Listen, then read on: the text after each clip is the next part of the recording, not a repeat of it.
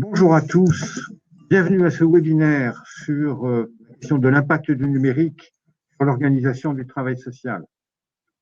Je suis Francis Letellier, consultant, formateur et ancien directeur d'IRTS. Je suis accompagné par Olivier Bonin. Bonjour Francis, moi je suis journaliste dans le Média Social qui est un site d'information professionnel du social et qui est partenaire pour l'organisation et l'animation de cette série de 4 webinaires sur le thème du numérique en travail social. Et donc, ce deuxième épisode dans une série de 4, le premier a concerné les relations socio-éducatives et les impacts qu'on reçoit à cause du numérique. Les deux suivants, le 15 décembre et le 19 janvier, peuvent nous conduire à une question un peu volontariste. Quel numérique nous pour le travail social, puisque les outils numériques, les processus digitalisés arrivent, se multiplient et se sont développés avec le confinement. Vous êtes plus de 1000 inscrits, je crois, à ce webinaire, pas encore tous présents, mais vous allez arriver, il y a le quart d'heure de retard traditionnel. Les atouts du numérique, c'est de permettre cette communication et ces échanges en grand nombre. Échange, puisque vous voyez sur droite de votre écran un petit onglet de conversation dans lequel vous pouvez chatter, c'est-à-dire poser des questions et faire des commentaires entre vous ou en direction des intervenants. Les intervenants, je vais vous présenter tout de suite. Ils vont se présenter d'une phrase rapide. Alors, on va commencer par Frédéric Consin. Oui, bonjour Francis Letellier, bonjour Olivier Bonin. Alors moi je suis Frédéric Ronsin, je suis éducateur spécialisé en CARUD sur Paris et je finalise actuellement le master management des organisations sanitaires et sociales à l'IRTS Montrouge et je traite de la question du numérique dans le mémoire que je suis en train de faire. Merci Frédéric. Est-ce que M. Cousineau veut bien se présenter? Oui, bonjour à tous, bonjour Francis. Eh bien, je suis Jean-Luc Cousineau, le directeur de l'association Cordia, une association qui gère des appartements de coordination thérapeutique, un lit d'accueil médicalisé, un lit halte soins santé, une masse, donc le public du champ de la précarité et des personnes avec difficultés spécifiques basées sur Paris, Tours, Poitiers, Niort, La Rochelle, la ligne TGV que je connais par cœur. Merci, M. Cousineau. Et maintenant, Vincent Mandino. Oui, bonjour à toutes et à tous. Je suis donc Vincent Mandino. Je suis chargé de mission à l'Agence nationale pour l'amélioration des conditions de travail. Merci à tous les trois. Il y a une logique de ces trois intervenants. Le numérique dans l'organisation, c'est pas une science, notamment dans le champ du travail social, ce n'est pas encore une science très exacte, donc elle se construit. Il y a des gens comme Frédéric, qui, à travers leur mémoire, essayent de se projeter en tant que cadre et manager ou gestionnaire. Je ne sais pas quel sera son devenir pour appréhender cette question numérique avec l'humanisme et la rationalité qui sont nécessaires à ces fonctions. Cadre, directeur expérimenté, M. Cousineau, au niveau d'une association, et il va nous présenter un outil bien particulier. Enfin, quelqu'un qui a une vue un peu plus nationale, Vincent Mandino, puisque l'ANACT, vous la connaissez tous, ou vous connaissez peut-être les ARACT, régions. C'est une fonction d'étude, de conseil. Nous aurons aussi pour échanger un petit outil qui s'appelle les sondages et qui se trouve sur le côté droit de votre écran. Il y en aura principalement. Nous vous demanderons de donner votre avis sur les sujets de table ronde que vous préféreriez avoir un petit peu plus tard. Derrière le thème du numérique, l'organisation du travail social, nous avons une hypothèse. Si le numérique transforme la relation, ça a été vrai pendant le confinement, entre la personne accompagnée et le professionnel, ce dernier, le professionnel, la professionnelle, vit dans une organisation de travail qui est elle aussi en transformation du fait de l'introduction de ces outils. L'autre hypothèse, c'est que ces deux transformations agissent l'une sur l'autre sans vraiment que ça se dise, et nous voudrions comprendre comment. Le terme d'organisation de travail, nous allons le prendre dans une acception large. Traditionnellement, on dit c'est l'organigramme. Non, c'est bien plus que ça. Ce sont les processus de décision, mais ce sont aussi les chartes des valeurs, car il n'y a pas d'organisation de travail sans valeurs partagées. Et puis, les relations sociales institutionnelles avec les élus du personnel, mais aussi les coopérations et les partenariats extérieurs. Voilà le cadre qui est un petit peu posé, les questions qui sont posées. Comment va se dérouler ce webinaire? Je vais me permettre d'enlever ce masque, si tu veux bien, Olivier. Je te laisse la place. 2 minutes. Comment va se dérouler ce webinaire? En 3 temps principalement. Dans un premier temps, 3 entretiens avec Frédéric Ronsin, puis Jean-Luc Cousineau, puis Vincent Mandino. À un moment donné, après l'entretien avec Jean-Luc Cousineau, je lancerai le sondage sur les choix de table ronde que vous souhaitez pour la deuxième partie du webinaire. Puis, donc, ces 3 tables rondes, nos intervenants sont préparés à prendre en compte les sujets qui vous intéressent.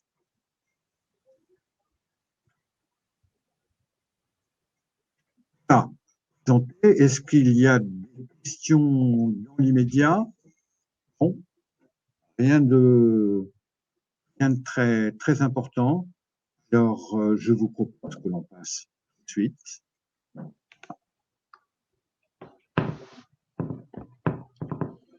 à la premier entretien entre Frédéric Ronsin et Olivier Bonin, excusez-moi.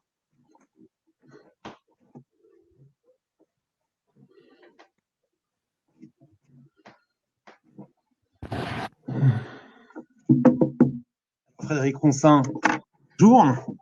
Bonjour Olivier Bonin.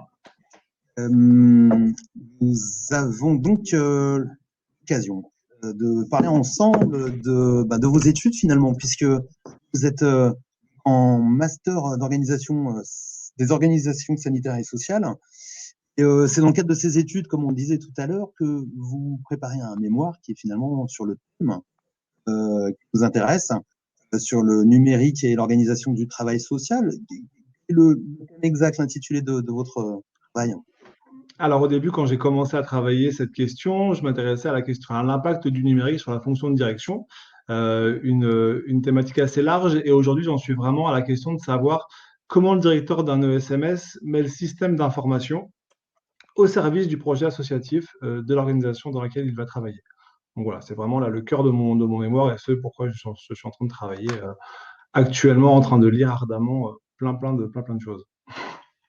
D'accord. C'est sur la manière effectivement de construire ça. Est-ce que une petite précision, quand on dit système d'information, hein, c'est le terme que vous employez, on parle du numérique ou ça, il faut prendre ça d'une autre manière? C'est un peu le terme un peu sérieux pour parler d'ordinateur finalement? Ouais, alors c'est un peu plus que ça au final. C'est vraiment c'est le terme qui va regrouper un peu tous les logiciels, tout ce qui va être un peu au cœur de l'accompagnement numérique des personnes. Pour moi, le système d'information, il est vraiment au cœur du numérique dans la prise en charge des personnes. Quand on parle de ce système d'information, globalement, on va retenir une définition. Donc là, moi, je vais faire un peu mon étudiant en donnant les définitions que j'ai pu lire et celles qui vont encadrer un peu cette notion-là. Celle la plus connue, c'est celle de Robert Rex dans son livre Système d'information et management, qui va nous dire que le SI, c'est vraiment un ensemble organisé de ressources, donc individus, matériels, logiciels, progiciels, qui vont permettre d'acquérir, de traiter, de stocker des informations sous différentes formes dans une organisation. Ça, c'est un peu voilà, le côté un peu générique du système d'information. Mais ça fait un peu peur parce qu'on se rend compte que c'est la manière dont les informations vont être stockées, traitées. Et quand on l'applique à l'organisation sanitaire et sociale, c'est un peu comment la data, donc ce gros terme, est traitée par les ESMS. Maintenant, si on fait un petit retour en arrière, je pense qu'il ne faut pas non plus avoir peur parce que le système d'information, il y a d'autres auteurs comme Hirsheim qui vont nous dire que les systèmes d'information sont avant tout interpersonnels, donc c'est vraiment des relations entre les personnes, et que le support numérique en soi n'est pas une obligation. Pour faire une image un peu grande, un peu grosse, c'est qu'on peut très bien dire que les systèmes d'information à l'époque, c'était le papier et le crayon. C'était simplement un cahier et le fait que des informations étaient traitées, stockées sous forme papier et qu'elles se diffusaient comme ça. Alors forcément, elles se diffusaient à moins grande échelle et elles étaient destinées à un tout petit groupe. Là, le système d'information va permettre une beaucoup plus grande ouverture et va permettre à beaucoup plus d'acteurs d'avoir accès à cette information. Donc forcément, pour l'organisation, ça ouvre tout un champ de possibles. Pour les éducateurs et les travailleurs sociaux, ça ouvre tout un champ de possibles. Pour les usagers aussi, mais ça ouvre aussi beaucoup de freins, beaucoup de limites qu'il faut pouvoir avoir en tête quand on traite de cette question-là. Alors, juste sur les possibilités que ça ouvre, est-ce que ça fait partie de votre recherche de voir les établissements sociaux et médico-sociaux, les ESMS donc? Ouais. Donc, qu'est-ce que ça apporte? Est-ce que ça fait partie déjà de votre étude? Alors pour l'instant, moi j'en suis vraiment à une phase de rédaction, à une phase d'enquête. Donc moi, les quelques pistes que j'arrive à voir aujourd'hui, c'est pas forcément la finalité. Ce que je vous dis là, c'est pas forcément ce que je vais pouvoir défendre quand je vais défendre mon mémoire en mai prochain. Mais c'est les premières pistes. C'est vraiment le travail de recherche qui est intéressant, où on commence à entrouvrir des portes et on ne sait pas si ces portes-là sont vraiment pertinentes et efficientes ou pas. Mais au moins, moi, ce que j'en vois aujourd'hui, c'est qu'il y a plusieurs apports pour le directeur dans l'utilisation des systèmes d'information, dans son organisation. Il va y avoir un premier rapport au niveau de la prise en charge des personnes, parce que on se rend compte que le système d'information va permettre de pouvoir mettre en place la question des parcours, qui est un peu maintenant au cœur de la prise en charge. On voit que les personnes, moi je vois en Carut particulièrement, où les personnes vont aller voir plusieurs structures, vont déposer différentes informations. Et on se rend compte que le système d'information, si on arrive à les faire discuter entre eux, alors bien sûr en le cadrant en fonction de la loi, en le cadrant en fonction de la demande de la personne et de ce qu'elle a envie de diffuser ou pas, on peut peut-être faire une meilleure prise en charge pour les gens. Et pour les organisations et pour les directeurs, c'est aussi quelque chose qui peut être intéressant dans la manière d'appréhender l'accompagnement des personnes. Juste une précision pour ceux qui connaissent peut-être pas, vous êtes en CARUT, c'est des centres de réduction des risques, pour ceux qui demanderaient.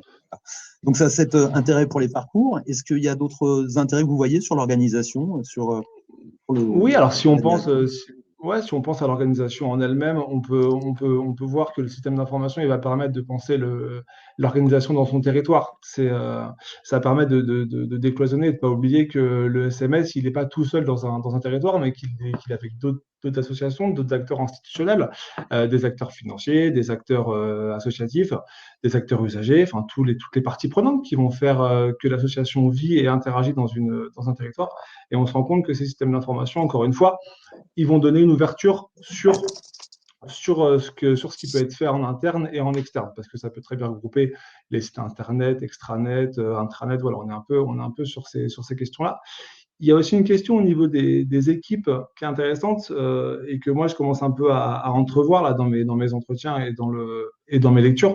C'est la question de la gestion des connaissances des équipes. C'est qu'on se rend compte que le système d'information, s'il est mis en place et s'il est pensé au niveau de l'organisation,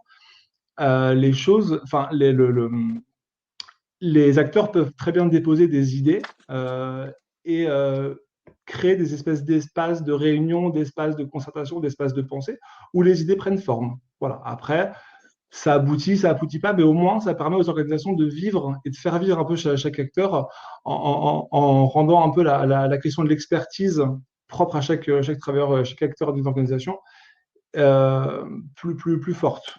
Et après, on peut en voir une dernière dimension, voilà, plus rapidement, qui va beaucoup plus de l'ordre de la gestion, qui va plus être de l'ordre de la visée stratégique du conseil d'administration, qui, s'il a des visées de développement ou des visées de changement ou des visées de nouveaux projets, peut, par un système d'information et une collecte d'informations, voir comment des projets peuvent se mettre en place, comment un développement vers tel ou tel axe peut être intéressant en fonction des données qui ont été recueillies sur le terrain ou sur autre chose.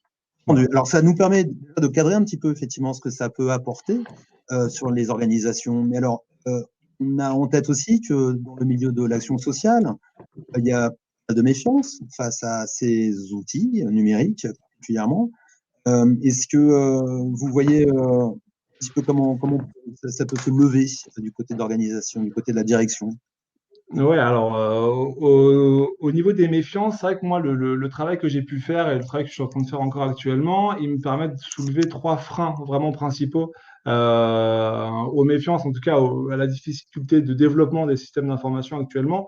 Il va y avoir un premier frein qui est vraiment beaucoup plus structurel et qui, nous, du coup, va moins nous concerner, mais c'est une question de gouvernance. On se rend compte que le secteur est tellement hétérogène, il y a tellement de structures et de financeurs différents qu'il est difficile de pouvoir piloter une mise en place de systèmes d'information d'un point de vue un peu global, comme ce qui a pu se faire dans les services, dans les systèmes d'information hospitaliers, où on se rend compte qu'il y avait vraiment une volonté du ministère à un moment de pouvoir mettre en place les choses, même s'il y avait forcément des limites, parce que chaque hôpital a créé son propre système d'information sans penser à l'extérieur, mais au moins il y avait une volonté d'homogénéiser un peu les pratiques sur un même environnement. Dans le secteur social, c'était plus difficile. Maintenant, voilà, nous, pour appuyer sur ce levier d'action-là, c'est plus compliqué. Il y a un deuxième frein qui est plus de l'ordre de la peur du contrôle social. Et celui-là, c'est un vrai frein parce que je pense qu'il ne faut pas l'oublier parce qu'on a un secteur qui peut aussi être un peu militant, qui va revendiquer, qui a des valeurs, qui va vouloir défendre aussi une prise en charge des personnes les plus proches. Et cette peur du contrôle social, elle ne vient pas de n'importe où. C'est qu'il y a des logiciels dans les années 70, le logiciel Gamin ou Anis, un peu plus récemment, dans les années 90, qui ont été mis en place par les pouvoirs publics avec vraiment cette volonté, on le voit, hein, et même la CNIL à l'époque avait dit stop à la mise en place de ces expérimentations, parce qu'il y avait la volonté de la part du législateur de pouvoir mettre en place un vrai contrôle des personnes via les systèmes d'information que les éducateurs ou travailleurs sociaux mettent en place dans les organisations. Donc voilà, là c'est un peu plus difficile.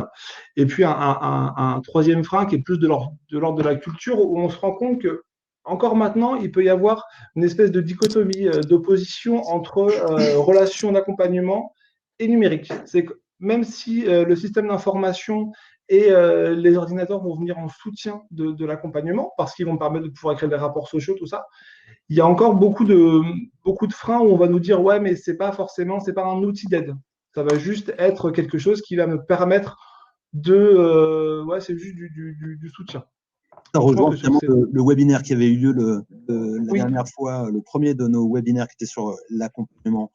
Voilà des freins. Mais alors finalement, comment peut-on les lever? D'ailleurs, c'est une question que pose l'un de nos auditeurs. Comment lever la peur du contrôle social associé au numérique? Ah ouais, bah ça, ça, je pense que c'est tout le travail du directeur et du cadre de l'organisation d'un ESMS. C'est pas simple. Je pense pas. Je pense qu'il y a plusieurs possibilités. Je crois qu'au niveau de la question de la culture, je pense que c'est bien des fois de se décentrer un peu des lectures scientifiques du secteur, de voir ce qui se peut et de prendre un peu plus de hauteur. Il y a cette question de tradition, moi, qui m'intéresse en ce moment, et de me dire qu'au final, les traditions, c'est pas forcément ancestral, mais ça s'invente aussi. Et c'est pas forcément, il y a des traditions qu'on pense très très anciennes et qui au final sont assez récentes. C'est un livre que tu as en ce moment qui s'appelle L'invention de la tradition. Et on se rend compte que voilà, ce qui peut être ancien ne l'est pas forcément, et c'est par contre le fait de le rendre un peu plus fort, plus commun à tout le monde, permet d'avoir une culture commune. Et je pense que ça peut se mettre en place par des colloques, par des journées spéciales, par le fait de valoriser un peu le travail social via le numérique, via les outils.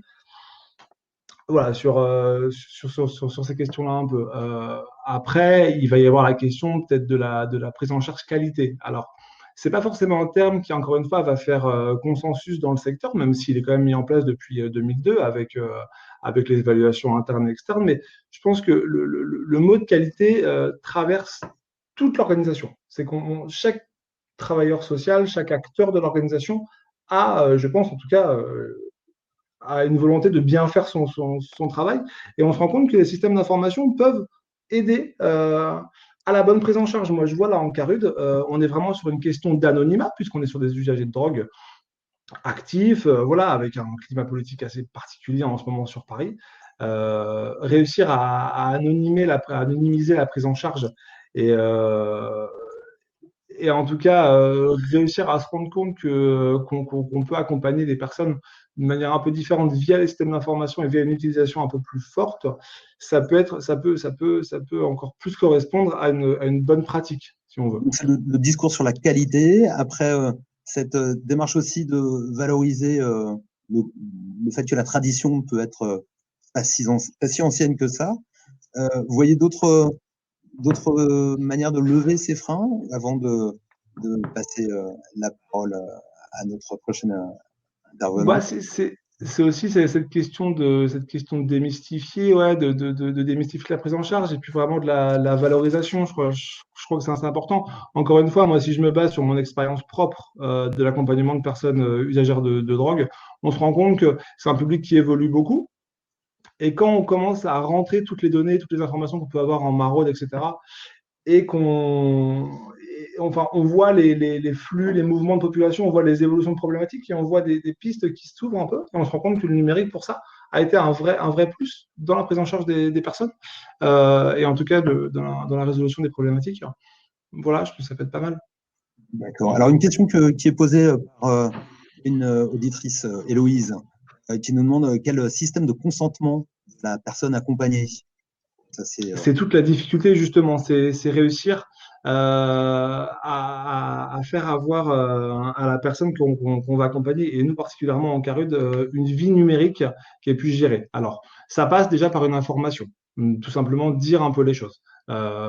Lui dire que les traitements, enfin, les informations qu'elle va donner pourront être traitées et lui proposer de pas forcément donner son accord par rapport à ça.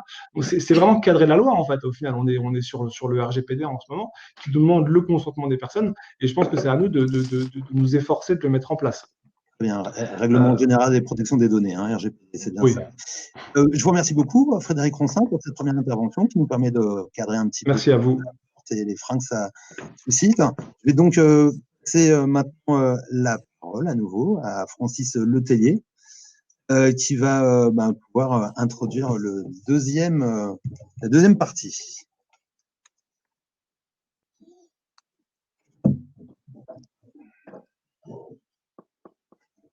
Voilà, donc j'ai le plaisir de m'entretenir avec Jean-Luc Cousineau, Association Cordia. Cousineau, développé, me propose, en open source, comme on dit, une forme très particulière. Est-ce que vous voulez que je la présente? Il y a une petite vidéo ou vous voulez l'introduire? Moi, je vais l'introduire rapidement. C'est un outil qui a été imaginé par des professionnels. Enfin, au départ, je suis à l'origine. Je raconterai comment rapidement tout à l'heure, parce que c'est pas un long fleuve tranquille d'imaginer un outil numérique au sein d'une structure médico-sociale. Aujourd'hui, cet outil il a quasiment 5 ans presque maintenant, et donc c'est un outil qui permet en fait d'accompagner. Alors, on est dans le champ du numérique, mais sous l'angle de l'accompagnement des personnes. Ce n'est pas un système d'information au sens large tel qu'il a été présenté tout à l'heure. C'est vraiment un focus sur l'utilisation du numérique auprès des personnes accompagnées. Voilà en quelques mots ce qu'on peut dire dans la présentation. Je vous laisse le reste. Bien, je lance cette présentation un peu plus détaillée et son impact sur la vie de l'équipe.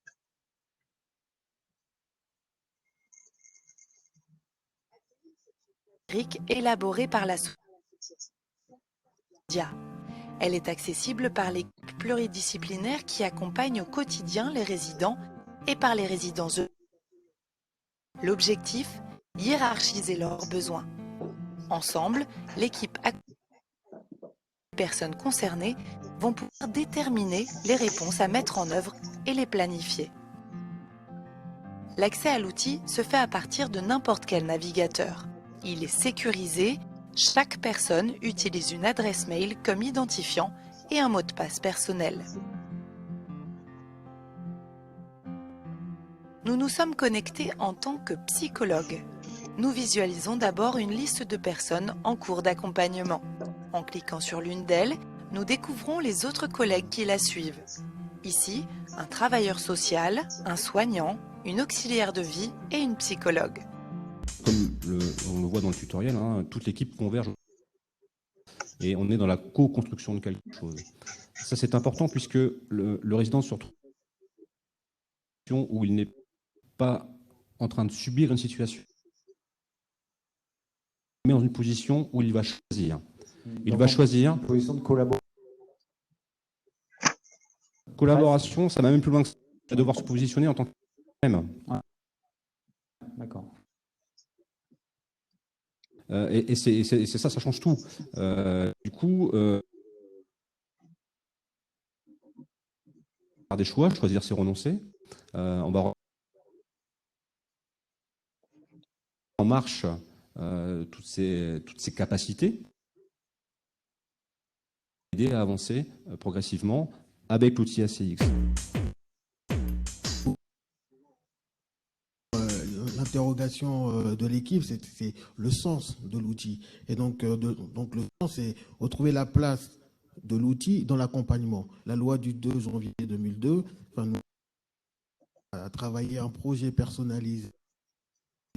Que le projet personnalisé, que le résident constructeur de ce projet personnalisé-là, et l'outil le permet. Et donc, travaillons en équipe pluridisciplinaire et pour mettre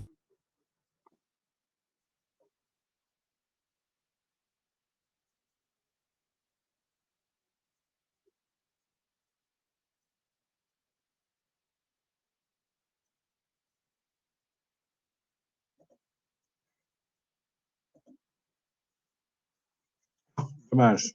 Un peu des problèmes de diffusion. Monsieur Cousineau, oui, expliquez-nous un petit peu. Suite de la vidéo, expliquez comment l'outil est devenu l'outil central de réunion d'équipe, réunion de coordination. Pour nos webinaires, pour les personnes présentes, il faut vraiment expliquer pourquoi l'outil rapidement, en quelques mots. Nous sommes dans une équipe pluridisciplinaire, nous avons donc des soignants, des psychologues, des travailleurs sociaux et des personnes chargées de la vie quotidienne. Nous sommes dans une dynamique d'accompagnement. Et l'accompagnement, comme chacun le sait, c'est un ensemble de facteurs à mettre en œuvre pour justement répondre aux besoins de la personne. Donc on a 4 cultures différentes. On a donc une volonté de co-construire. La co-construction fait appel donc à une notion d'ingénierie quelque part. Donc il faut à la fois prendre 4 cultures professionnelles, il faut penser à la co-construction, il faut penser également au projet personnalisé. Donc on a un ensemble d'éléments d'entrée qui font que l'outil numérique va devenir nécessaire puisque l'accompagnement est finalement très complexe. Moi, je viens pas du tout du secteur, enfin maintenant je dis toujours ça, mais ça fait quand même 14 ans que j'y suis, mais avant j'étais dans une autre vie. J'étais dans le milieu des constructions des routes et en tant qu'ingénieur qualité, on avait des paramètres, des données d'entrée et on faisait des routes en fonction de certains éléments. Mais les éléments en question étaient fixes. Or, l'être humain n'est pas aussi simple que ça, n'est pas aussi simple qu'une route en fait, pour caricaturer. C'est beaucoup plus complexe.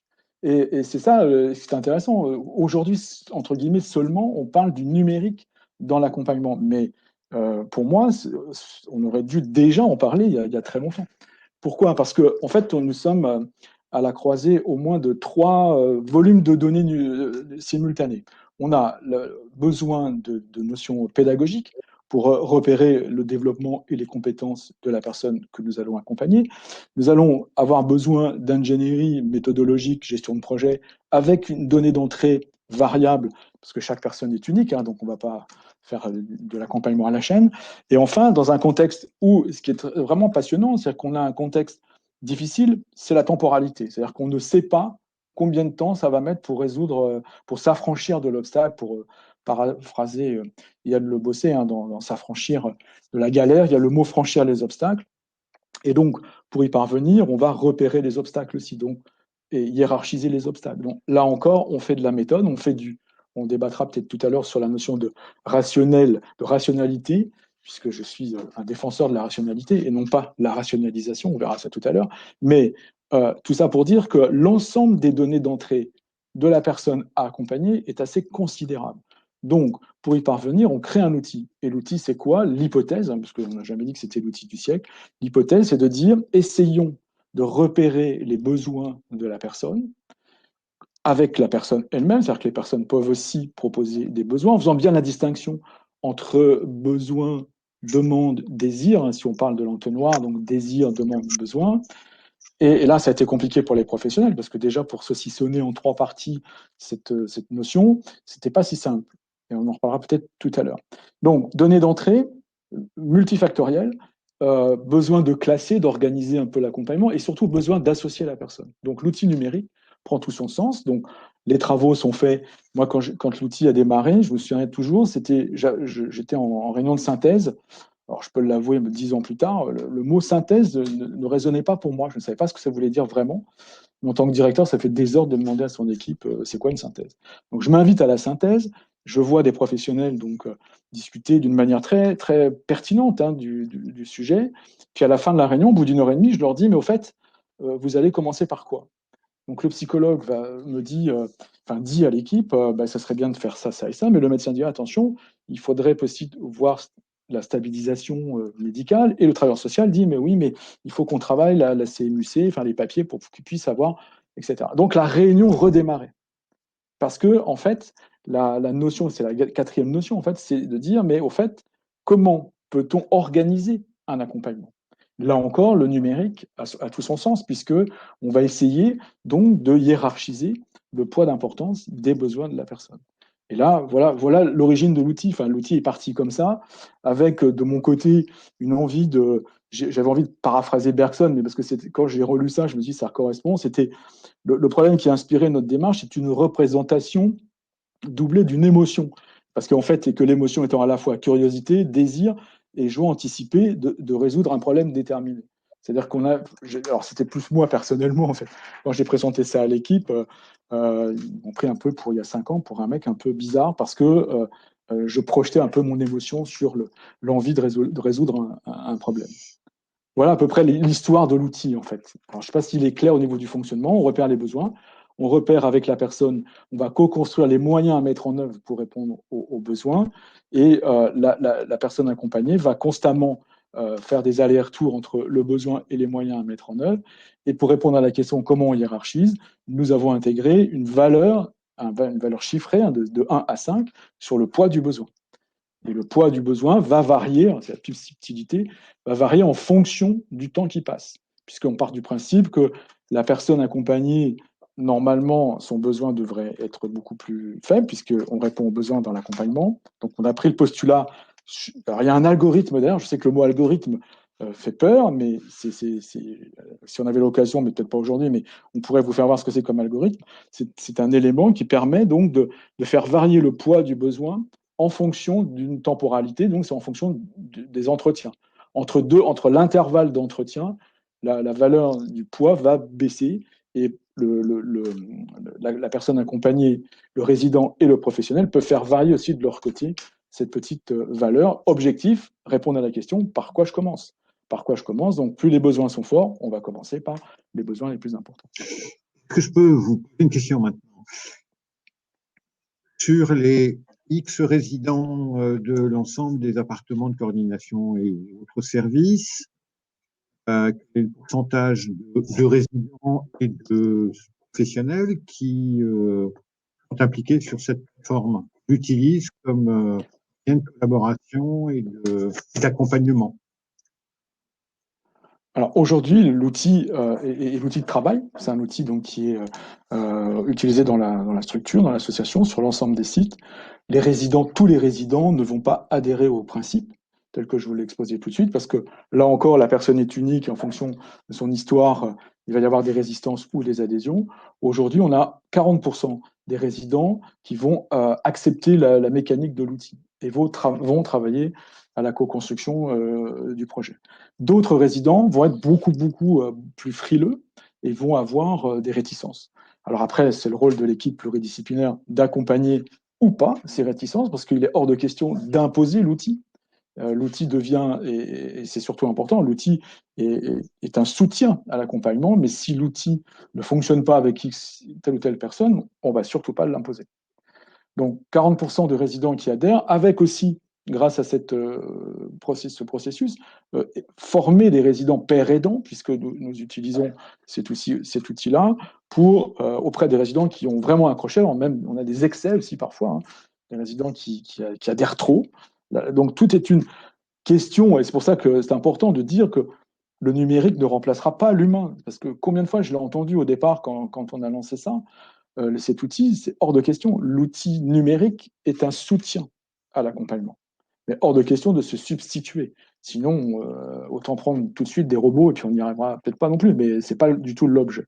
Monsieur Cousineau, quels sont, Donc voilà. vous avez évoqué, j'imagine, et rencontré un certain nombre de résistances. Comment vous avez interne par rapport à l'outil lui-même, par rapport au numérique en général? Est-ce que vous pouvez nous dire les freins et ce qui a permis parfois de les passer Les freins étaient assez nombreux au départ. Grand moment de solitude du directeur parce que même vraiment au début, je me suis dit peut-être que je fais fausse route et peut-être que je suis un peu vraiment pas très à l'aise dans mon mental. Et puis en discutant pour solder cette situation, le directeur a tout intérêt de s'entourer de gens un peu extérieurs. Donc, ce que j'ai fait. Et puis moi, je tiens à remercier le conseil d'administration de Cordia, puisque j'ai les administrateurs qui ont été tenus au courant du travail des hypothèses, parce que même pour les administrateurs, c'est pas évident de voir un directeur arriver avec une sorte d'outil numérique qui va remplacer, ou du moins aider au développement de l'accompagnement. Donc, il a fallu s'entourer. Il a fallu que les administrateurs aussi comprennent où on voulait aller, et nous sommes dans une dynamique où l'être humain est vraiment placé au cœur du système de l'accompagnement. Et puis, pour résoudre le problème auprès des équipes, hein, pour l'anecdote, hein, j'ai même eu une question d'épée à l'époque qui était est-ce que l'employeur peut imposer l'utilisation d'un outil qui n'a pas fait ses preuves? Et en cas de risque, de dérive, quelle est la responsabilité du salarié par rapport à ça? Donc, pour vous dire le niveau de tension aussi un peu au départ et cette difficulté en fait de changer de paradigme. Et donc, ce qui nous a permis d'avancer assez rapidement, c'est que moi, j'ai dit aux équipes, écoutez, même si vous freinez des cas de fer, le repérage des besoins, parce que j'ai eu aussi, à l'époque, j'ai eu aussi, mais vous vous rendez compte, vous nous mettez dans une toute puissance, vous nous demandez de choisir un besoin. On va donc imposer un besoin aux résidents, ce n'est pas dans le sens du travail. Alors, c'est pas du tout ça, hein, l'objectif. L'objectif, c'est de susciter, quand on accompagne quelqu'un, on va gérer un étayage, un parcours de soutien. Et donc, de proposer un besoin ne signifie pas imposer un besoin. Donc, le fil de l'eau, hein, il a fallu pratiquement 2 années pour, en mode apprentissage, permettre à des salariés de travailler un peu différemment. Et combien de fois j'ai entendu aussi, mais j'ai pas appris ça à l'école, vous remettez en cause mon diplôme, vous vous rendez compte, vous êtes ingénieur, mais nous on est travailleurs sociaux, on parle pas de la même culture, on parle pas le même langage, sous-entendu que la rencontre était compliquée. Et puis, moi, je tiens à remercier aussi les professionnels de Cordia parce que tout doucement, on a appris à se connaître au travers, et c'est ça aussi l'intérêt du numérique, c'est aussi apprenons de nos différences. Entre nous, nous avons pu commencer à intégrer des notions un peu différentes. Et on a cheminé ensemble. Et aujourd'hui, des résidents, et pour l'élément déclenchant, et aussi pour l'utilisation de l'outil, reposent sur des résidents qui ont été beaucoup plus moteurs à l'époque que des professionnels. Et quand les professionnels ont vu que certains résidents commençaient à s'y intéresser et dire ah c'est pas si mal, ah c'est pas, j'ai même entendu des résidents dire mais je comprends mieux à quoi vous servez. Ça fait quand même, c'est à la fois rassurant mais en même temps inquiétant. Et donc quand les résidents ont commencé à s'emparer de l'outil, les professionnels aussi ont accéléré le processus. Et là, aujourd'hui, ça fait 1 an et demi, 2 ans que tout doucement, l'outil devient quasiment l'outil de travail, avec encore un gros problème, enfin un gros travail que nous faisons ensemble hein, sur l'identification du besoin. Qu'est-ce qu'un besoin par rapport à une demande et par rapport à un désir? Ça reste encore les problématiques de vocabulaire, de compréhension de l'autre. Puisqu'à la fin, l'objectif, hein, c'est de permettre aux résidents de réfléchir sur ses capacités, de croiser plusieurs options. Enfin, quand on lui donne plusieurs choix, donc il apprend sur le plan cognitif, il va augmenter ses capacités à décider par lui-même et par lui-même sans qu'on l'influence, et il va surtout, et ça on l'a bien vu aussi, améliorer sa conscience de sa situation, puisque l'outil est quand même le numérique est quand même un élément, un vecteur intermédiaire. C'est-à-dire que il y a une froideur dans l'outil, mais en même temps, il y a une chaleur. Et en aucun cas, pour moi, la rationalité ou la rigueur mathématique va atténuer la qualité de la relation. Au contraire. Je vais souligner une chose ici, c'est que M. Cousineau a proposé dans la bibliographie que vous pouvez télécharger sur la page du webinaire,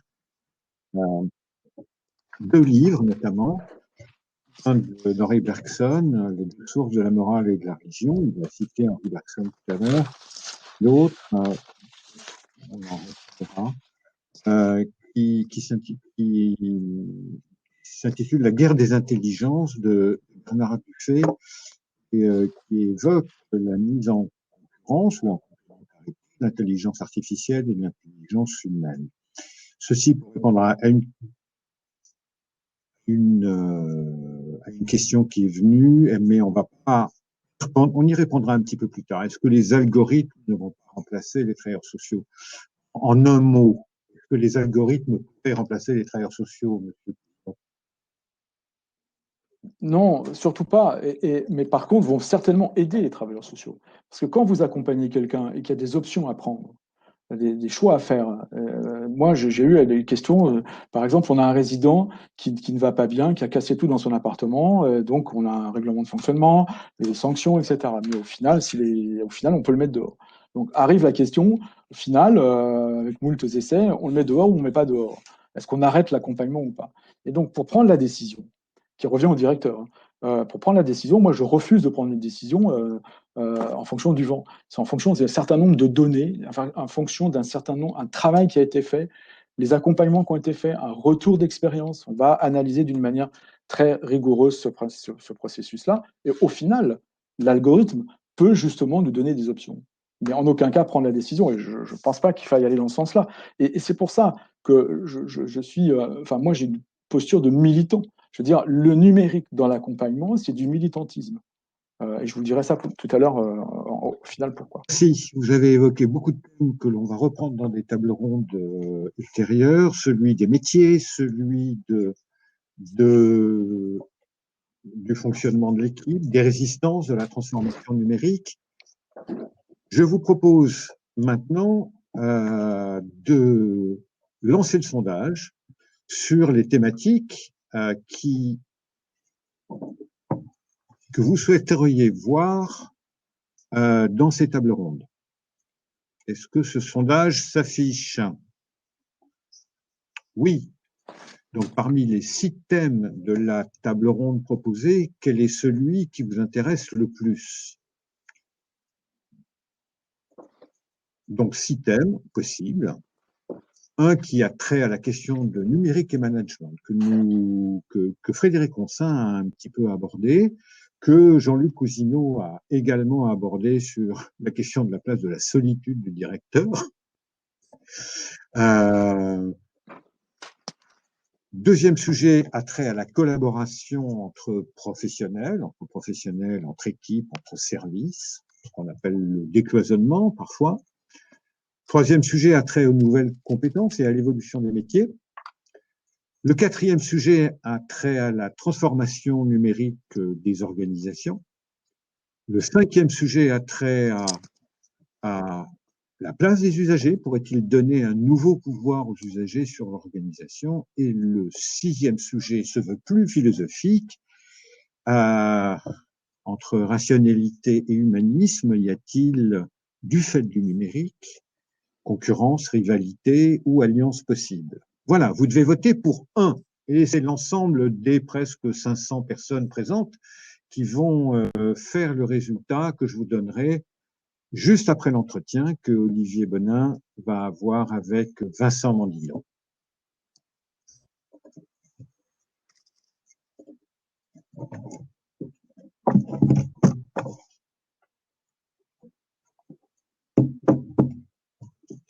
À mon tour d'enlever mon masque pour reprendre le fil. Monsieur Mandino, c'est donc à vous de nous répondre, de nous donner votre point de vue qui est différent puisque vous êtes chargé de mission à l'Agence nationale pour l'amélioration des conditions de travail. ce qui signifie que vous avez un regard plus large que nos deux intervenants précédents, puisque voilà, vous vous intéressez effectivement au-delà du travail social seul. Et vous, votre point de vue, c'est celui du travailleur, finalement. Donc ça va nous intéresser. Pour que les choses soient claires à nos auditeurs, j'ai déjà pu interroger Mandino la semaine dernière en vue d'un article qui a déjà été publié sur le média social. Et Monsieur Mandino, vous nous expliquez en fait qu'il y a des conditions de travail, le numérique avait des effets très ambivalents. Il n'y a pas vraiment d'effet univoque. C'est un peu votre constat général pour commencer cette intervention. Oui, bonjour Olivier. Oui, tout à fait.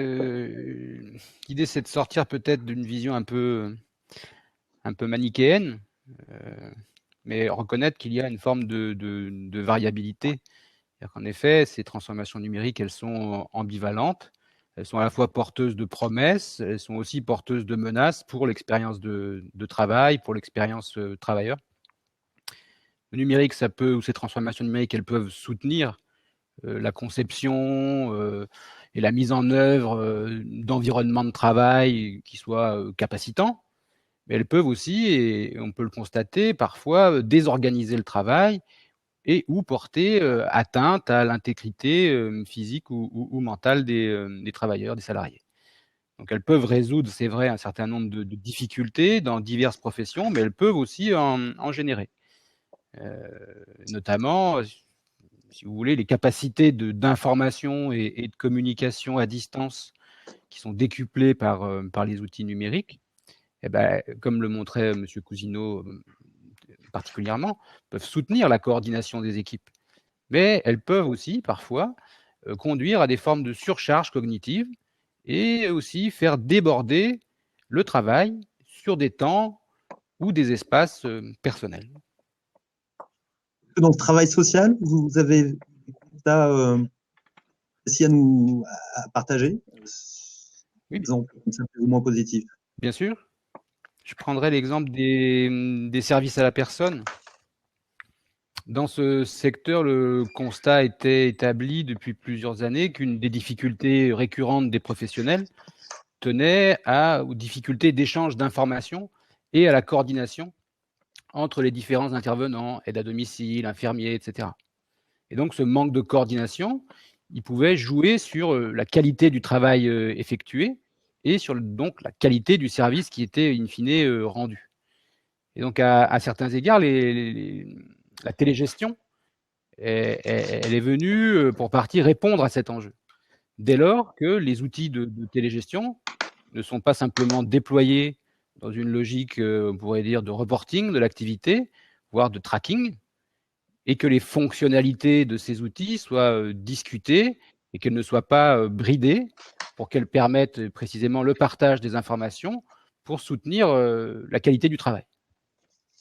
Donc, tant dans la relation directe, on pourrait dire aux bénéficiaires, et tant dans la relation avec le système intervenant, avec le numérique, pour le dire autrement, la déshumanisation du travail n'est pas nécessairement automatique. Les transformations numériques, elles obligent plutôt à repenser, et ça a été dit précédemment, à repenser l'articulation entre le travail des hommes et le travail des machines, plutôt que de raisonner seulement dans une logique de substitution où les machines viendraient remplacer les humains. Comment y prendre garde? Comment faire en sorte qu'on a bien cette complémentarité? Je n'ai pas compris. Il faut veiller à cette complémentarité entre l'homme et la machine. Est-ce qu'il y a des manières de procéder au travail social? Oui, de toute façon, c'est toujours un peu travail social ou pas travail social. La question, c'est comment, au fond, et ça a été dit précédemment dans la petite vidéo qui a été montrée, c'est comment, au fond, on intègre l'expérience du travail dans les projets de transformation numérique. Et donc, pour qu'un projet de transformation numérique batte son plein d'une certaine façon et serve le projet de service, il faut qu'il intègre du mieux possible ces enjeux-là et qu'il permette aux travailleurs et à leurs représentants d'en discuter les finalités, les modalités, et nous y reviendrons sans doute. Alors, quelles sont les instances finalement pour pouvoir en discuter? Est-ce que vous avez des conseils à donner peut-être pour ceux qui nous écoutent, qui peuvent être d'ailleurs dans les encadrements? Quelles sont les bonnes manières de discuter avec les travailleurs? De notre point de vue, on peut essayer d'imaginer au moins, disons, il y a du bruit parasite de quelqu'un qui pousse ses feuilles. Je crois que vous pouvez couper votre micro. Et donc, du coup, l'enjeu était sur les questions de dialogue ou de mise en discussion. Et pour nous, il y a trois voies potentielles qu'il s'agirait de combiner. La première, c'est celle du dialogue social institué. Et donc, en effet, des instances existent. Elles ont été modifiées par les ordonnances et qui ont transformé les CE et les CHSCT en CSE. Et on peut constater aujourd'hui que ces instances ne sont pas toujours bien consultées ou impliquées dans la conduite de ces projets de transformation. Or, ça nous paraît un levier essentiel et un espace essentiel à mobiliser. Un deuxième peut-être niveau, c'est ce qu'on appelle dans notre jargon, nous, le dialogue professionnel, à savoir à la fois le dialogue managérial entre les salariés, les encadrants, les équipes, mais aussi les formes de dialogue qui peuvent s'établir entre on pourrait dire les gens de métier, sans pour autant avoir de rapport hiérarchique. Et enfin, il nous semble aussi que sur ces questions donc de transformation numérique en particulier, une des difficultés, c'est pour des gens qui sont a priori des spécialistes du social et qui ne sont pas forcément très à l'aise avec les questions technologiques, parfois ils sont un peu petits souliers pour rentrer en discussion ou rentrer en relation sur ces aspects de technologie. Donc il nous faut, je crois, développer des compétences au fond sur le dialogue technologique et aider les acteurs des organisations à mieux discuter aussi avec leurs prestataires, aussi avec leurs fournisseurs, et faire en sorte qu'ils sachent aussi mieux articuler ou engager le dialogue entre, d'une part, les services de systèmes d'information, qu'évoquait tout à l'heure le premier intervenant, et aussi, on pourrait dire, les métiers, les directions métiers. Donc il nous semble que plus qu'un dialogue social ou un dialogue professionnel, au fond, ce qu'il s'agirait aujourd'hui d'établir, c'est les conditions d'un dialogue socio-technique renouvelé. Je crois que vous m'aviez évoqué dans notre interview la semaine dernière l'attention à ce projet finalement, au-delà de la technique. Le projet qui compte, c'est ce projet qu'il faut discuter justement avec différentes parties prenantes. Oui, c'est-à-dire que peut-être distinguer ou articuler deux choses. C'est-à-dire il faut avoir en tête que, en effet, ces technologies numériques, elles ne sont pas neutres. Et elles sont donc construites techniquement et socialement. Et en fait, elles embarquent une certaine vision de l'économique et du social. Et elles peuvent contraindre ou engager ou inciter à certaines formes d'interaction ou de relations. Donc, autrement dit, ces technologies, elles viennent cristalliser des intérêts. Et elles peuvent produire ou reproduire un certain nombre d'inégalités. Donc ces transfos, elles peuvent être plus ou moins inclusives. Et pour essayer de progresser sur cet aspect-là, nous, on préconise, si vous voulez, d'interroger plusieurs aspects des projets de transformation numérique avant de les mettre en œuvre. Alors, je peux détailler un petit peu une série de questions. À qui et à quoi ces transformations sont utiles? C'est-à-dire qu'on sait, par expérience et aussi par la littérature, que des projets de systèmes d'information exclusivement orientés, on va dire, productivité ou rationalisation, vont en fait avoir des effets pervers et ne vont pas obtenir les résultats escomptés et vont même parfois générer des troubles qui, au fond, n'étaient pas prévus. Donc, est-ce qu'il n'y a qu'une seule rationalité ou qu'une seule utilité? Essayons de commencer par mettre à plat, au fond, à quoi et à qui servent ces transformations. Deuxième point, c'est, au fond, c'est dans ces projets de transformation, ils visent un certain nombre de cibles et ils se déploient à travers un certain nombre d'outils. Donc, il y a une question qui nous semble essentielle, c'est de savoir, au fond, comment ces outils ou ces données qui sont mises en circulation, comment elles sont rendues accessibles ou pas accessibles, à qui et pourquoi, selon quelles règles. Donc ça nous semble tout à fait déterminant. Peut-être un autre aspect, c'est au-delà du caractère utile ou pas de ces projets ou de ces outils, c'est de veiller à leur, on pourrait dire, utilisabilité. C'est pas parce qu'il y a un outil sur la table qu'on va nécessairement l'utiliser, même s'il est utile, parce que s'il est pénible à utiliser, compliqué, tout ce que vous voulez, il y a peu de chances au fond qu'on se l'approprie. Donc comment on travaille au fond l'ergonomie de ces outils? Et je le disais évidemment, cette question de la discussion de ces outils et de ces projets. Où, quand et comment et avec qui on discute de ces projets? Est-ce qu'on en discute une fois qu'ils sont installés et en bout de course, ou on en discute en amont, au moment où les choix ne sont pas encore tout à fait fixés? Ça nous semble évidemment important. Pourquoi ça nous semble important? Ce n'est pas simplement parce qu'on a le goût de la discussion, mais il nous semble que derrière les problématiques de risques psychosociaux au travail, etc., c'est au fond beaucoup des problématiques de sens de ces transformations, de sens du travail. Et pour nous, le sens, il vient pas de la pluie. Il vient de la capacité qu'on a à échanger, à discuter, même si tout le monde n'est pas aligné sur une représentation parfaitement uniforme. Et j'en terminerai par un dernier point, c'est le caractère adaptable de ces projets, de ces outils, au regard des réalités contextuel du travail. C'est-à-dire qu'on peut imaginer acheter un outil sur étagère en pensant qu'il est super et qu'il va s'appliquer parfaitement dans mon organisation. Sauf que si je n'ai pas regardé d'un peu plus près comment fonctionne réellement mon organisation, il se peut que cet outil, au fond, il soit un peu désajusté.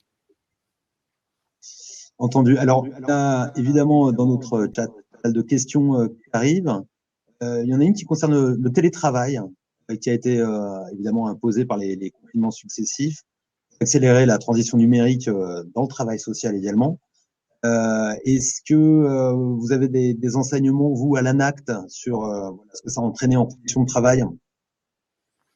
Voilà, il y a télétravail et télétravail, c'est-à-dire que le télétravail en mode confiné, on n'est pas tout à fait sûr que ça soit du télétravail. C'est-à-dire qu'en fait, c'est du télétravail forcé ou du travail à distance forcé et qui utilise en gros les artefacts du télétravail normal en période dite normale. Là, ce qui change évidemment, c'est que tout le monde n'était pas tout à fait prêt. On le savait bien qu'avant cette crise, finalement, assez peu d'entreprises et de personnes finalement télétravaillaient. Donc là, c'est tout l'intérêt, on a vu l'intérêt de ces outils pour pouvoir assurer une continuité de l'activité, même à distance, mais on en voit aussi, c'est vrai, un certain nombre de débordements, c'est-à-dire des problématiques d'isolement, par exemple, ou des problématiques un peu de dislocation des collectifs de travail. Il y a un enjeu central sur la question du télétravail, si vous voulez, c'est la double question de la connexion et de la déconnexion. C'est-à-dire que on doit pouvoir être connecté et d'une certaine façon, l'employeur doit fournir ce qu'il faut pour pouvoir travailler à distance. Mais au-delà de l'outillage et des équipements, il doit aussi, d'une certaine façon, stabiliser un certain nombre de règles d'usage, de conditions d'usage qui permettent précisément de réguler des débordements éventuels. Finir une question plus générale qui nous est adressée par Anaïs. La transformation numérique peut venir soutenir la transformation de l'offre en établissement, en services sociaux, médico-sociaux. Est-ce que vous auriez un point de vue là-dessus? Alors ça, c'est tout à fait une question intéressante. C'est-à-dire que faire évoluer l'offre d'une certaine façon, c'est un peu, on pourrait dire, innover dans ses manières de faire. Et il nous semble en effet que l'association des travailleurs, de leurs représentants et des parties prenantes à la discussion autour de table, autour de ces projets de transformation, sont de nature à permettre plusieurs choses. D'une part, peut-être permettre une certaine performance de l'organisation. D'autre part, faire en sorte que dans cette performance soient intégrés les enjeux de prévention, et notamment de prévention des risques professionnels. Mais l'association de l'expérience des travailleurs et de l'expertise des travailleurs à ces projets peuvent aussi permettre de soutenir des formes conjointes d'innovation technologique et d'innovation sociale. Et de ce point de vue, je vous renvoie à la production d'un accord européen sur l'accompagnement à la digitalisation des organisations, qui a été signé cet été et qui donne un certain nombre de repères, un certain nombre de cadres sur la façon dont on peut conjointement, entre les différentes parties, articuler à la fois des préoccupations autour de la qualité des relations sociales, mais aussi des préoccupations autour des compétences, de la santé et on pourrait dire un peu des libertés dans le travail. Donc du coup, je vous invite à prendre connaissance de cet accord qui est passé sous silence compte tenu du contexte, mais qui pourrait, au regard de ce contexte, nous donner quelques ressources pour y faire face. Très bien, Monsieur Mondino. On va poursuivre nos échanges puisqu'il nous reste maintenant une demi-heure. Nous allons poursuivre déjà avec les résultats du petit sondage que nous avons lancé tout à l'heure.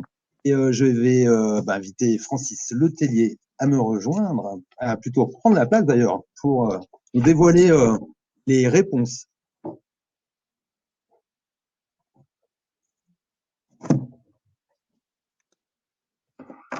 Alors, les résultats du sondage, peut-être que vous pouvez les voir d'ailleurs. Nous les avons rendus publics, a priori.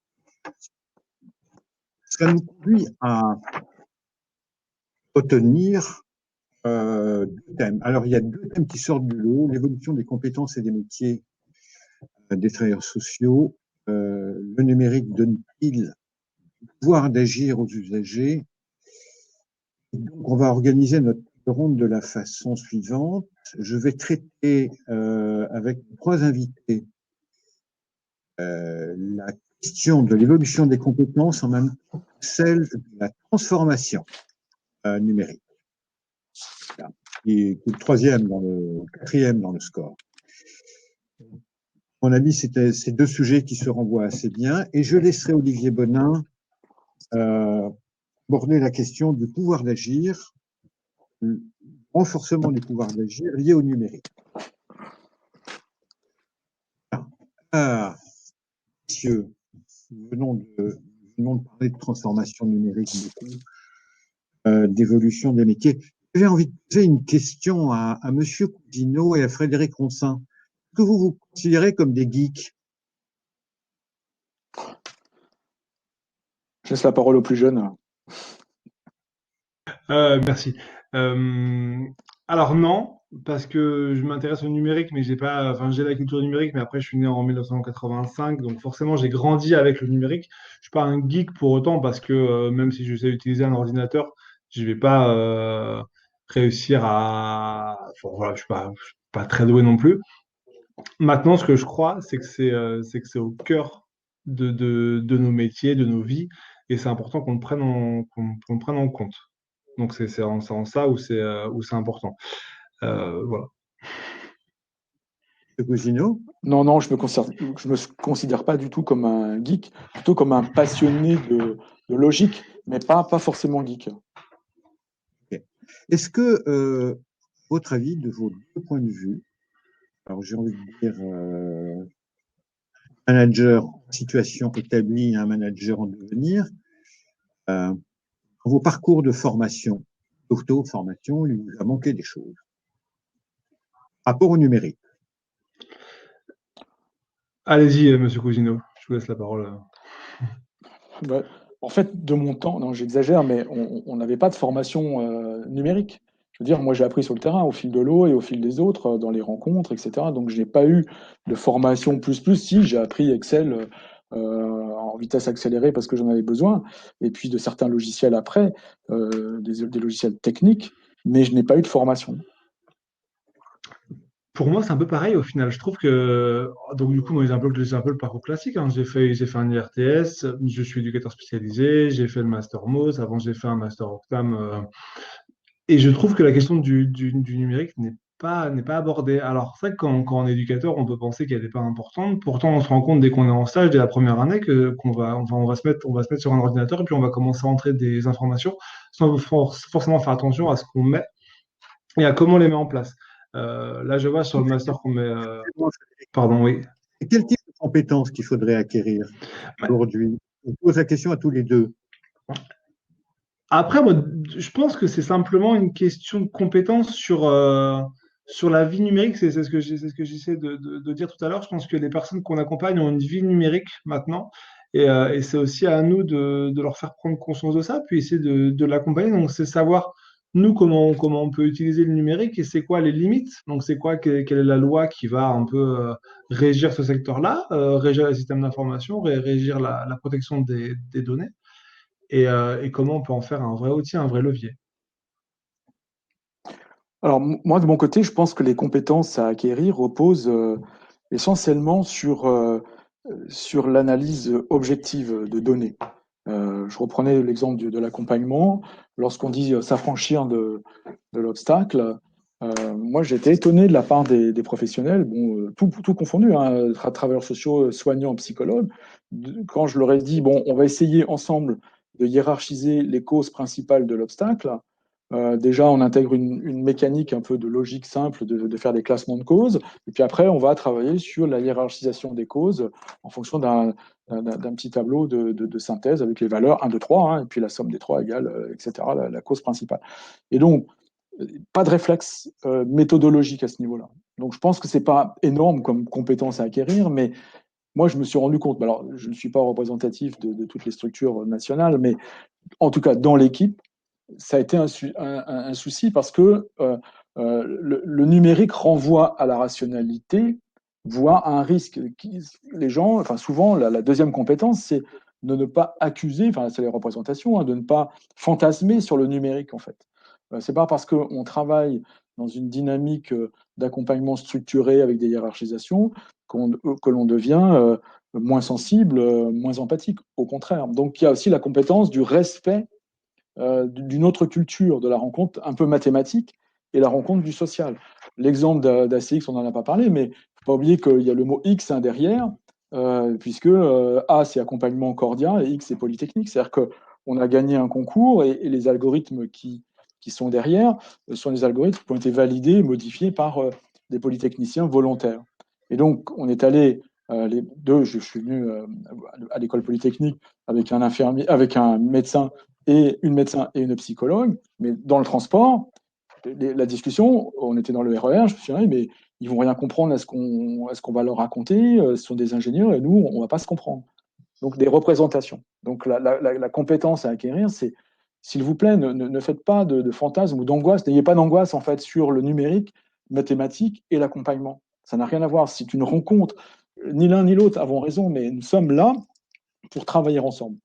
Et pour éviter justement les risques psychosociaux dont il était question tout à l'heure, c'est beaucoup d'échanges, beaucoup d'explications, donner du sens. Et le sens de l'accompagnement, au travers le numérique, quand il est compris, il y a une forme d'adhésion qui se met en place, et une forme de construction. On n'a pas tout inventé, il nous reste encore pas mal de choses à faire dans ce domaine-là. Monsieur Mandino, est-ce que vous avez une vision sur l'évolution des coûts? Je pense notamment aux représentants du personnel au sens large. Est-ce que vous diriez aujourd'hui que pour pouvoir participer à ce dialogue professionnel, institutionnel, il faudrait qu'ils développent, qu'ils aient une connaissance, des compétences, pouvoir dialoguer avec des prestataires éventuellement? Votre micro est coupé. Le micro. En effet, il y a plusieurs choses. C'est-à-dire que la question de l'inclusion numérique ou des compétences numériques, etc., c'est à la fois des compétences techniques, individuellement, est-ce que je sais cliquer ici ou là, est-ce que je sais me débrouiller. Bon, ça c'est un premier niveau. Il me semble ce qui est fondamental, c'est parallèlement à cela, développer une compétence, on pourrait ou réflexive par rapport à ces usages, non pas simplement à appliquer des procédures ou trouver des astuces pratiques, même si ça a de l'intérêt et du sens, mais d'être capable de, disons, de les réfléchir, de les discuter. Donc, il me semble que les investissements dans des logiques de développement de compétences, elles doivent au moins tenir ces deux aspects. Et d'autre part, il me semble que les questions de formation comme voie de résolution des problèmes liés à l'inclusion numérique, elles ont une certaine limite qui est de resserrer en fait la cible de la formation vers des individus qui seraient des individus dits fragilisés. Il nous semble que pour progresser, il faut que tout le monde progresse un peu en même temps. Et il nous semble que les apprentissages, ils doivent aussi se loger à l'échelle de l'organisation et viser aussi les managers, les décideurs, pour apprendre collectivement à travailler un peu différemment et à construire, à co-construire, ça a été beaucoup formulé, à co-concevoir des nouvelles formules organisationnelles.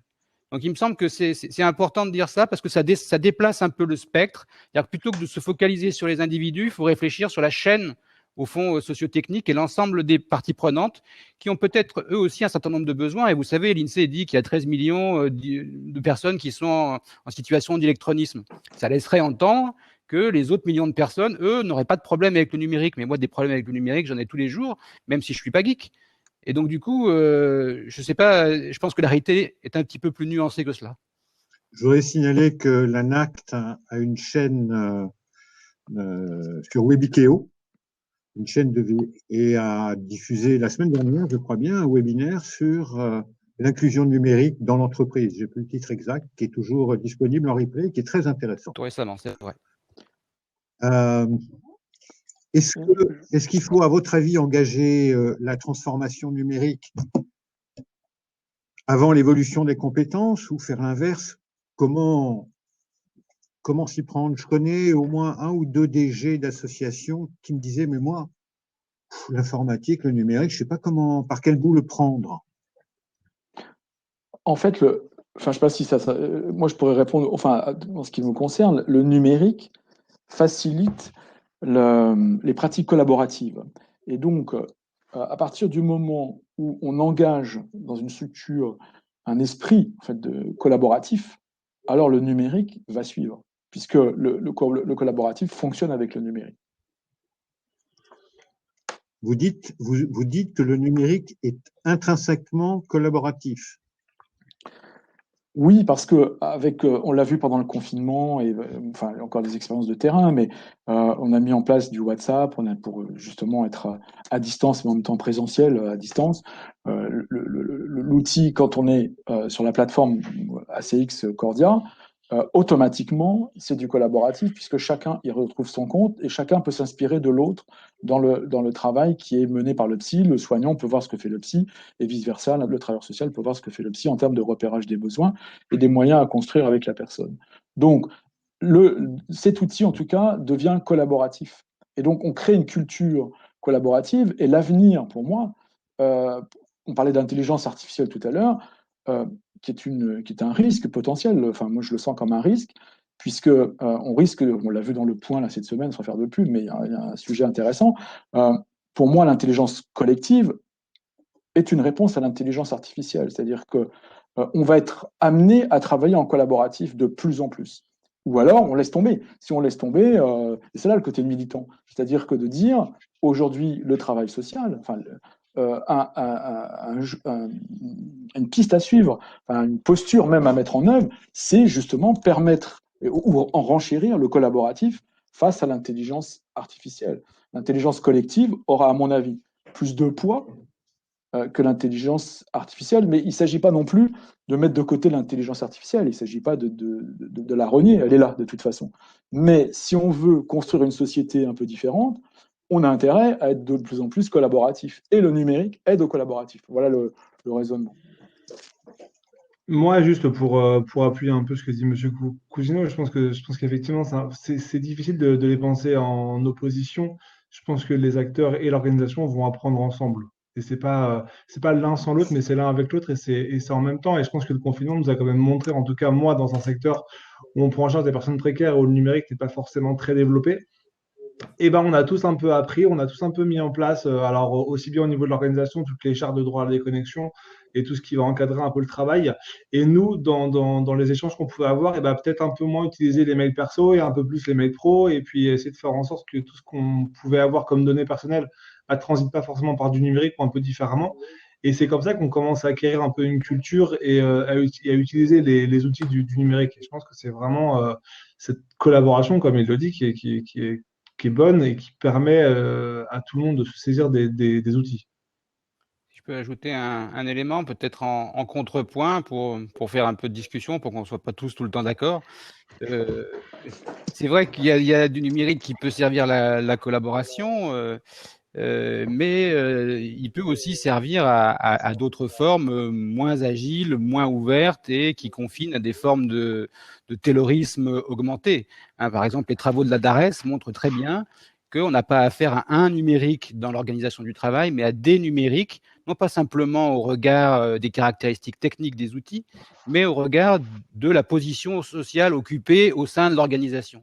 Et en effet, les problématiques rencontrées par un directeur de structure très équipé, très engagé, très débordé, ne sont pas tout à fait les mêmes que celles d'un exécutant en bout de chaîne qui, au fond, suit un script de manière routinière, sans beaucoup de marge de manœuvre. Donc, je pense qu'une des leçons aussi du confinement, c'est de montrer ces inégalités, non pas simplement d'accès à la connexion ou d'accès à l'équipement, mais des différentes positions sociales qui nous ne rendent pas forcément toujours très à l'aise. Et c'est pas pour dire qu'il y en a qui seraient bien lotis et d'autres qui seraient mieux lotis. C'est pour dire qu'à chaque situation, à chaque caractéristique, il y a son lot de problématiques qui vont avec. Nous avons mis dans la webographie du premier webinaire un lien sur la chaîne YouTube de la Fédération des acteurs de la solidarité qui a produit pendant le premier confinement 5 enregistrements de professionnels avec toutes sortes de situations. Il y a ceux qui sont partis en confinement sans dossier, sans rien, parce qu'ils n'étaient pas équipés. Il y a ceux qui ont préparé ça et qui ont pu travailler à distance et continuer de l'accompagnement. J'ai pas repris une question qui est celle de la performance. J'ai quand même le sentiment à vous entendre qu'une entreprise du secteur social qu'on pourrait dire performante, c'est peut-être celle qui aurait la capacité à être collaborative, c'est-à-dire aussi cohésive, dialogante, consultante et donnant du pouvoir d'agir aux usagers. Ça va être le thème de la... Est-ce que le numérique pourrait donner, et pas simplement avec des likes, pourrait donner du pouvoir d'agir? Pensons simplement à 2 organisations différentes, une comme Emmaüs dans lesquelles les personnes accueillies ou même l'association des paralysés de France dans laquelle il y a une place démocratique même des usagers, entre guillemets, ou des bénéficiaires, et d'autres organisations dans lesquelles il n'y a pas de place pour les usagers. Est-ce que le numérique pourrait servir ce pouvoir d'agir? C'est Olivier Bonin qui va prendre le relais.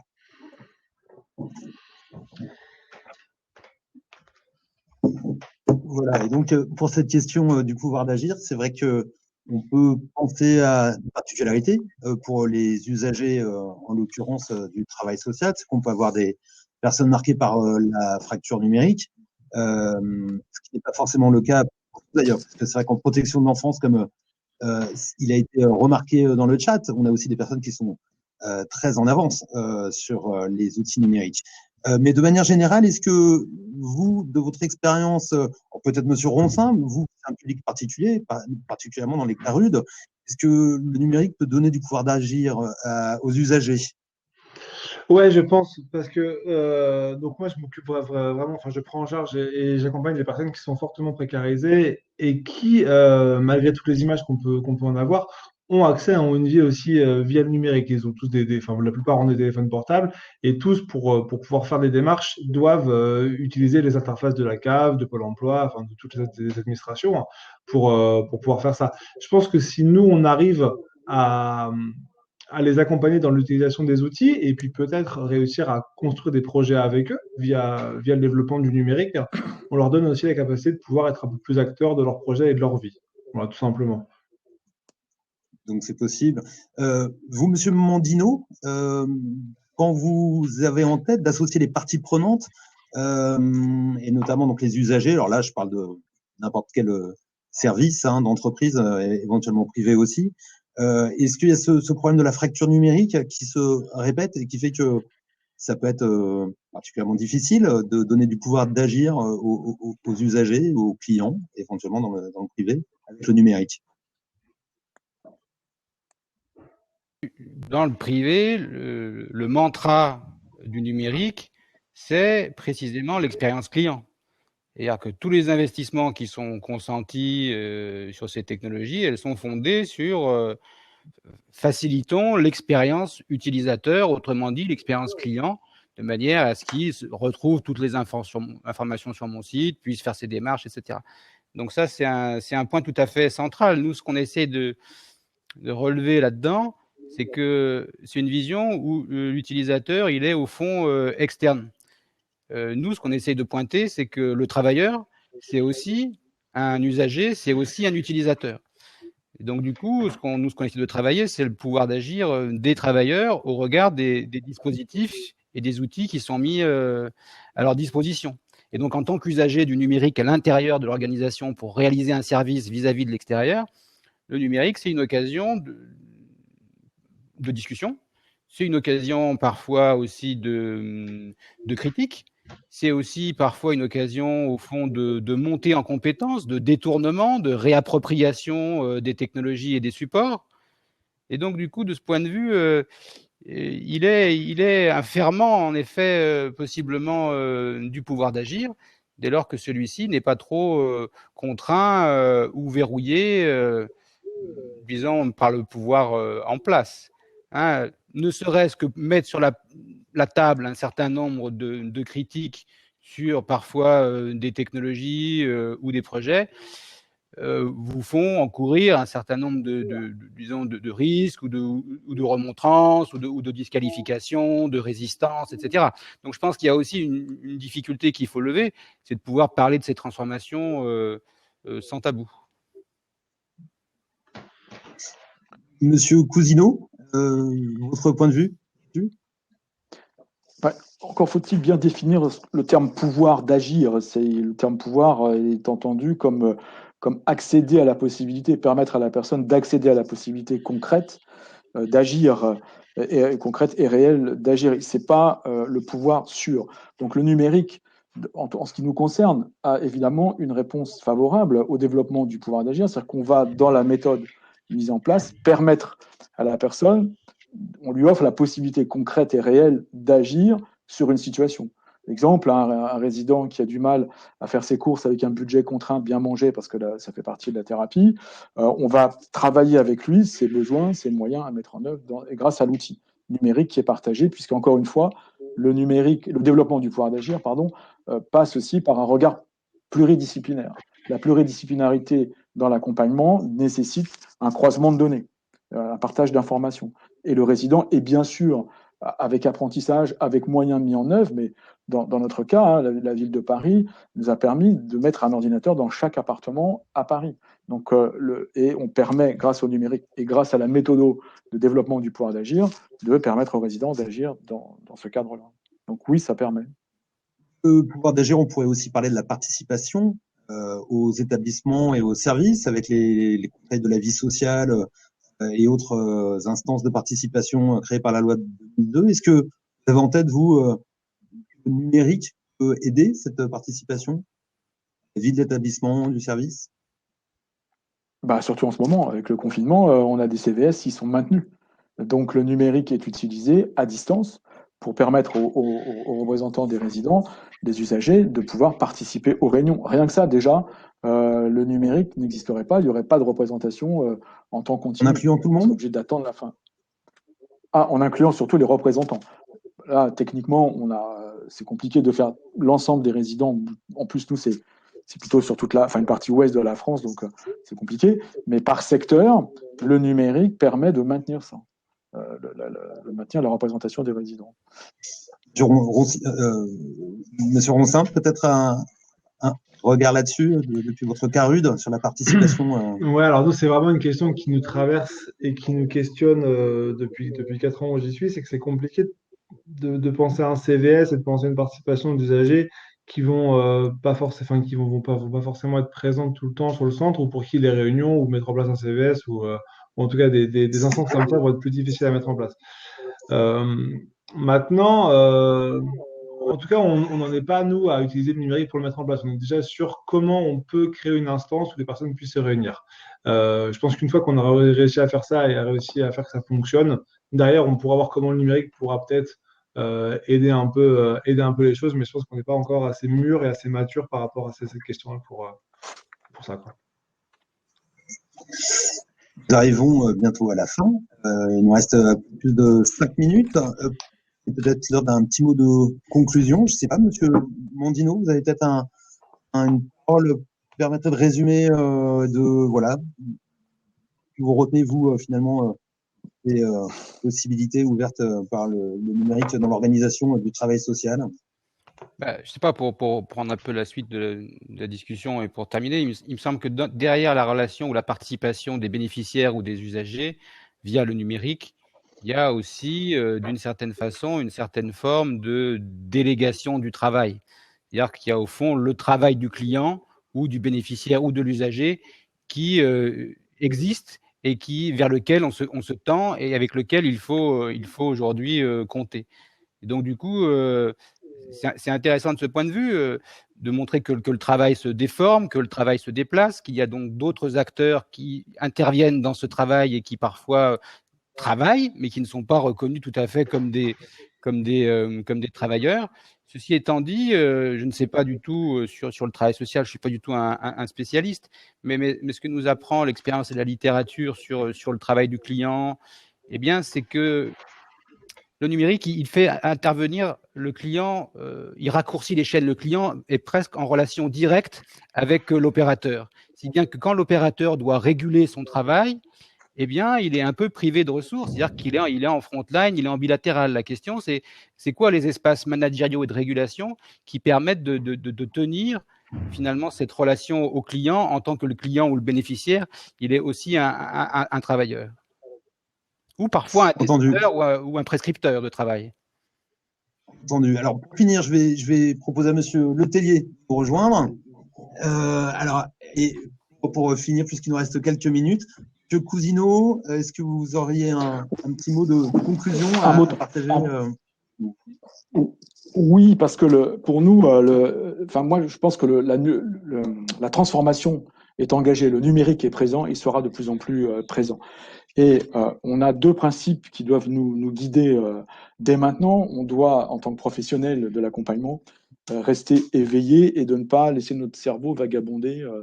Je vois souvent des jeunes qui regardent beaucoup de séries, Netflix et compagnie. Je pense qu'on a beaucoup encore à apprendre et il faut aussi travailler cette notion de rester éveillé au niveau de la connaissance. On doit, à mon avis, dans le futur, travailler ensemble. L'intelligence collective, je l'ai dit, sera plus impressionnante que l'intelligence artificielle si on collabore ensemble et si on met nos énergies en commun. Et aussi, quelle société voulons-nous ? Enfin, moi, je pense qu'on doit aussi travailler l'éthique de notre démarche. Et on doit constamment avoir le souci de l'homme au sens large au centre de nos préoccupations. Et ça, la démarche éthique dans l'approche de la formation, on en parlait tout à l'heure, est à mon avis un élément extrêmement important à prendre en compte pour la société de demain. Enfin, je veux dire, les êtres humains que nous accompagnons auront besoin, utiliseront le numérique, mais nous, en tant que professionnels, on doit toujours veiller à mutualiser nos savoirs, élargir nos connaissances par la stimulation entre nous et l'éducation aussi parentale, pour les jeunes enfants qu'on accompagne aussi. Et puis, moi, j'intégrerai une notion qui fait un peu bisounours, mais j'aurai peut-être pas le temps de la développer, mais c'est la notion de relation d'amitié entre ceux que nous accompagnons et ceux avec qui nous sommes. C'est-à-dire que le numérique va nous permettre de développer cette empathie, en fait, qui est nécessaire à la fois dans la distance, mais dans la présence. Et aussi, et le numérique nous aide aussi, dans la conclusion, à reconnaître que l'autre que j'accompagne a un savoir. Et justement, lui permettre d'élaborer avec nous grâce au numérique, parce que 24 heures sur 24, le fait d'utiliser notre outil sur Internet à 1h du matin, on a des résidents à 1h du matin qui vont se connecter. Donc, on va aussi pouvoir continuer à reconnaître que l'autre que j'accompagne a des connaissances. Et enfin, je terminerai sur le côté rationnel et exigeant que nous devons avoir. Le professionnel Et ça fait peur, mais il ne faut pas avoir peur. Il faut être méthodique dans l'approche de l'accompagnement. Il nous reste 2 minutes. Je ne sais pas si Monsieur Ronsin avait un dernier petit mot de conclusion. Assez rapidement, je pense que ce qui est important, et on a commencé à le traiter un peu, c'est quand on traite du numérique, il y a assez rapidement la question de la performance qui va venir. Moi, je pense que ce qui est important, c'est de se demander pourquoi en fait on veut passer au numérique et comment on organise ce passage-là. Il y a la question de trouver un axe commun un peu à tous les acteurs de l'organisation pour réussir à travailler ensemble à l'existence de ce fait numérique qui existe et qu'on doit pouvoir prendre en compte. Et je pense, et donc là, c'est vraiment moi en tant enfin, c'est la posture que je suis en train de construire comme futur cadre. Je pense que c'est vraiment, voilà, au directeur de réussir à organiser un peu cette pensée collective pour pouvoir faire de l'information qui va être traitée dans le cadre du numérique une information importante qui fait partie de la personne et qu'on doit prendre en compte vraiment. Voilà. Bien. Alors, avant de laisser la parole à Monsieur Letellier, juste pour vous dire, le prochain webinaire a lieu le 15 décembre, horaire à 15h30, 17h, et ça sera cette fois sur les enjeux de l'inclusion dans une société numérique, que le dernier sera justement sur les questions d'éthique. Je vous invite aussi à continuer, si vous le souhaitez, à partager votre point de vue sur notre baromètre que vous pouvez trouver en bas de la page du Webikeo, ainsi qu'à retrouver la bibliographie et bien sûr nos articles sur le média social. Voilà, Monsieur Letellier, c'est à vous de conclure. Merci Olivier. Et le 15 décembre, nous accueillerons Eric Delisle de la CNIL, Lisa Godin, qui est philosophe, maître de conférence en éthique de la santé à l'Université de Marne-la-Vallée, Vincent Lewandowski, du défenseur des droits. Donc nous serons aussi sur un registre à la fois professionnel et plus large. Vous dire combien nous vous remercions d'avoir participé à ce et on n'a pas pu répondre à toutes les questions. Merci également de laisser des commentaires, mettre une note, la note que vous souhaiterez. Et surtout laisser des commentaires, ça nous aide à nous améliorer. Puis, j'espère vraiment que l'image et le son, la prochaine fois, seront un petit peu meilleurs, puisque vous êtes un certain nombre à avoir rencontré des difficultés. Enfin, portez-vous bien au 15 décembre, au 19 janvier. Merci à vous.